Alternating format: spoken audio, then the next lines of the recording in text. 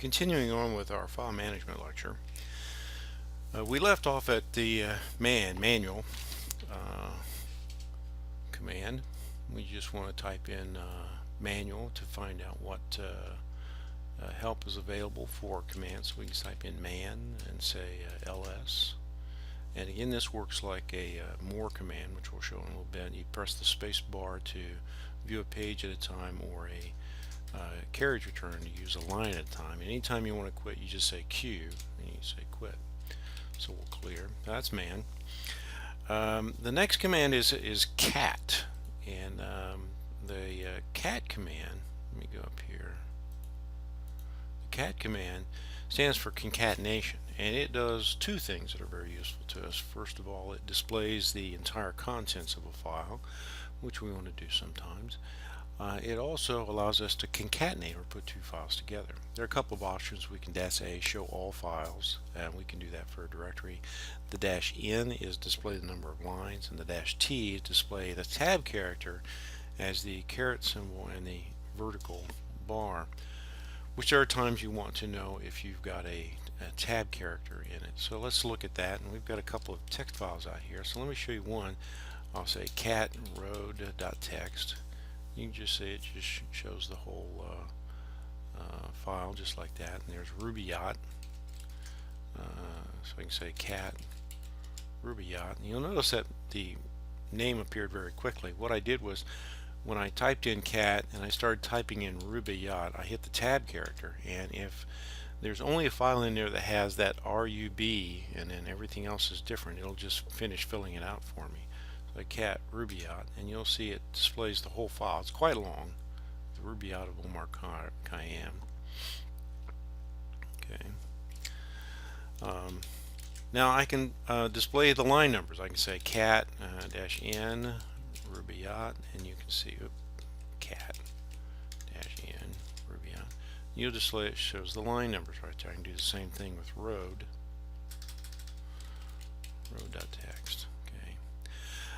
Now concatenation, I can say cat, I can say rubyyacht and then road.txt, and you'll see that it actually put both files together and displayed them at once. And you say, well, okay, well, what's the big deal there? Well, that allows you to combine the two files. So what I can do there is I can use a redirection figure, and we'll discuss this in subsequent lectures. The greater than symbol says take the standard output, and instead of displaying it to the screen, put it to this file, which is I'll say miscellaneous poems.txt. And now when I look at my files, I've got miscellaneous poems.txt. It is the combination of the rubyyacht.txt and the road.txt, and I can display that, and I can say cat miscellaneous poems, and I'll just go ahead and put the line number with it, and you can just say there they all are.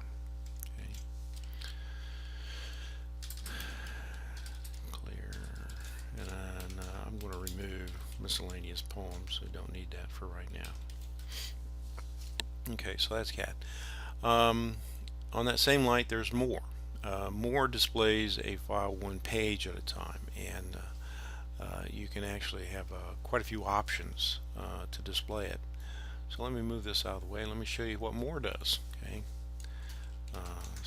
Well, let's do more rubyyacht text, and you'll see that it displays it a page at a time. What it does is it looks at the size of the screen you've got in front of you and displays that many lines. Okay. Control C stops at a page is displayed by pressing the space bar, and you can do the carriage return. Well, let's do road.txt. Road.txt is not very long, and it displays the whole thing at once. So cat and more in this case looks the same. However, what we can do is we can say, well, I don't want to see it all at once. I only want to see 10 characters. Road.txt, and it only displays 10 characters, in the space bar and the carriage return work the same way. Okay. That is more.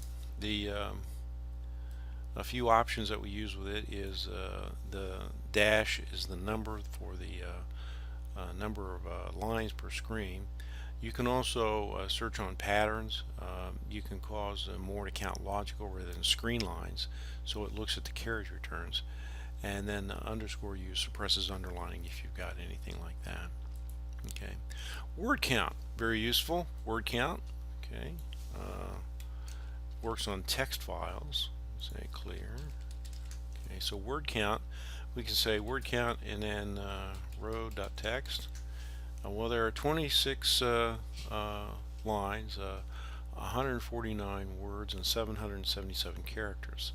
If I only want to know the words, I can say -W, and it says, well, there's 149 words. If I only want to know the lines, it says, well, there's 26 lines.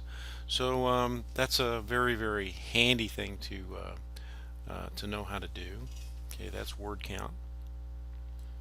Works on text files, and that'll come in handy later on when we're putting commands together to try to find something out about a file.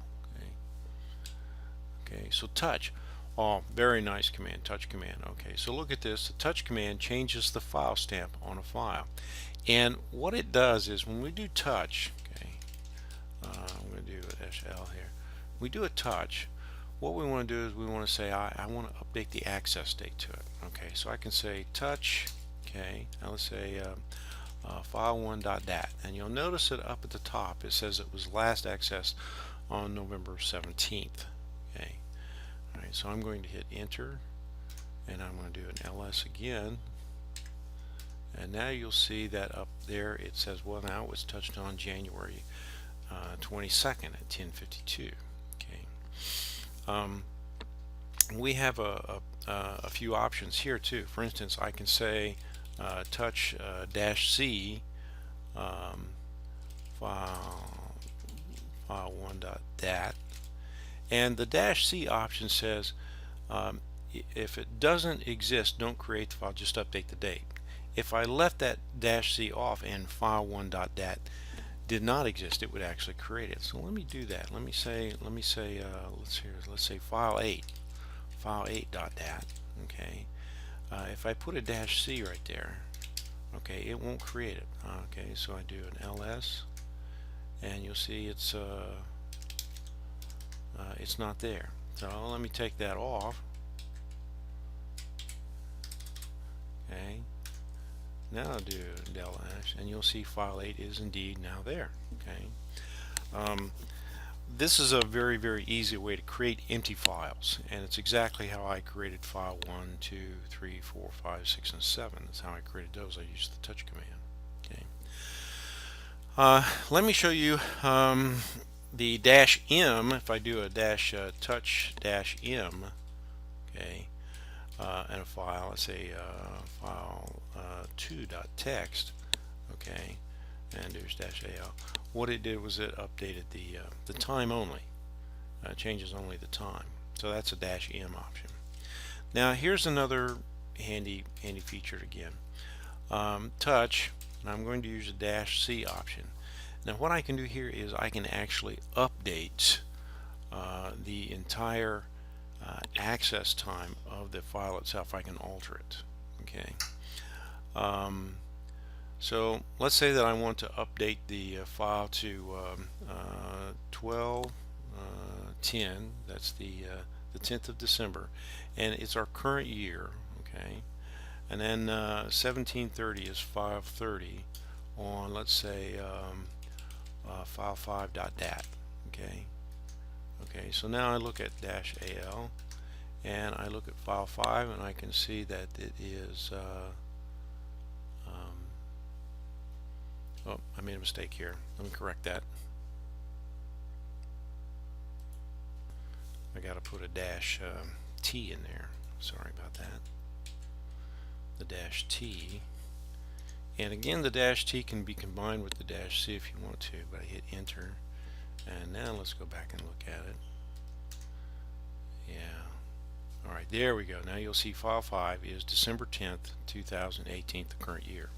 You can actually also put in the year on that date too. You can actually say 12/10/2017. So I could go in there and I could say 12/10/2017 Yep, invalidate.